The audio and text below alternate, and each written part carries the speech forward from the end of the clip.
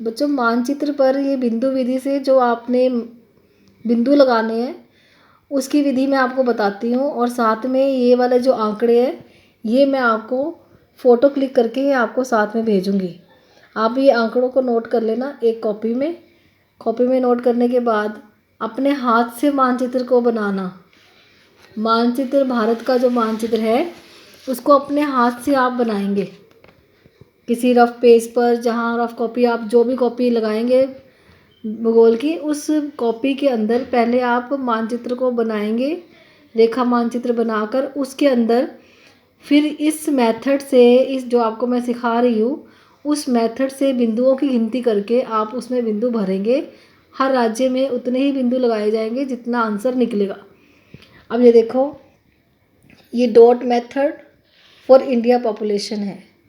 इसमें हमने एक मापक माना है, एक बिंदु बराबर है 20 लाख पीपल, 20 लाख जनसंख्या के बराबर है, और ये हमारा एक मापक है, इसको हमने मापक मान लिया है।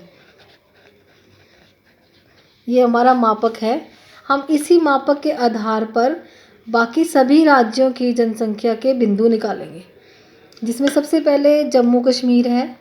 जम्मू कश्मीर की जो जनसंख्या है वो आपके सामने इन आंकड़ों में दे रखी है, 1,25,48,926। ये जम्मू कश्मीर की जनसंख्या आपको दी हुई है उन आंकड़ों में।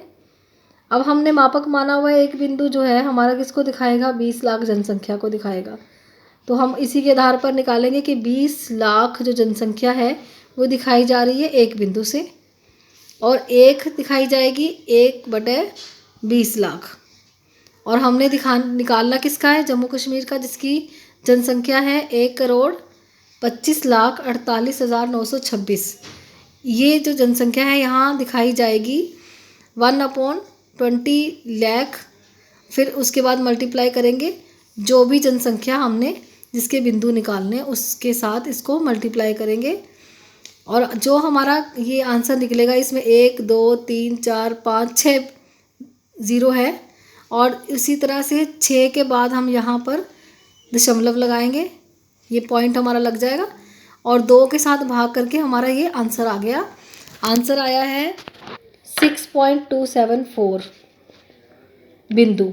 लेकिन इतने बिंदु हम लगा नहीं सकते हैं, पॉइंट में कभी बिंदु नहीं होते हैं, तो बिंदु हमें पूर्ण संख्या में चाहिए। अगर दशमलव के बाद हमारी संख्या यहाँ 5 होती तो हम एक यहाँ बढ़ा के पूर्ण संख्या 7 करते, लेकिन अब दशमलव के बाद हमारी जो संख्या है वो 2 है, इसलिए हम इनको छोड़ देंगे, इग्नोर कर देंगे, इसे पूर्ण संख्या में लिखेंगे 6 बिंदु।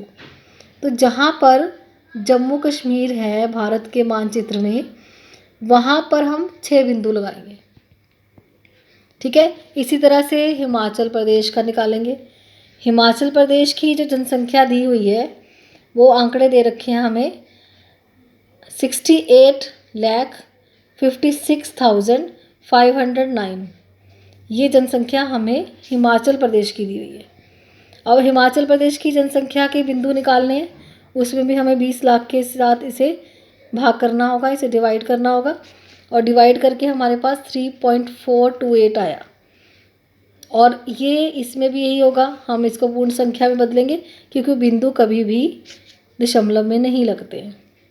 पूर्ण संख्या पहले बनाएंगे उसकी, और ये 3 बिंदु इसका आंसर आ गया। इसी तरह से हमारे पास इस बुक में जो आंकड़े दे रखे हैं अलग अलग जगह के, अलग अलग राज्यों के दिए हुए हैं।